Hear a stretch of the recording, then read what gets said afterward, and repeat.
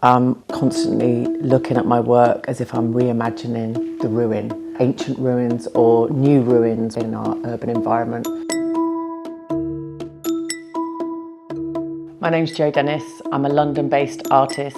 I'll be showing Mother, which is my largest sculpture to date, for the long now. I collect obsolete and discarded objects. These used objects have a residual charge, and that's what I'm working with, this sort of energy that they have within them that speaks to time passing, nostalgia and memory. I'm looking at how things are neglected, are abandoned or forgotten, and how time can be slowed down or can be about the past, present and the future. So this involves looking at spaces and places where the cycle of capitalist regeneration has slowed down enough to permit decay. This happens in places like derelict buildings or spaces on the verges of the city. There's a kind of fetishization of decay. In London we have historic buildings and you're not allowed to knock them down. So what the builders will do is put up a scaffold to keep the facade of the building in play.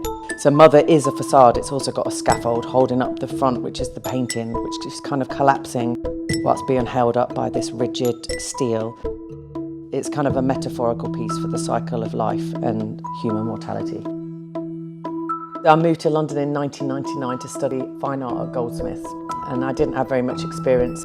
It was around this time that I first visited the Saatchi gallery on Boundary Road, and they had the Oil Room by Richard Wilson, and it totally blew me away. It got me so excited for what the possibilities of art could be, and it was so exciting for me. Being part of this show is like a full circle moment.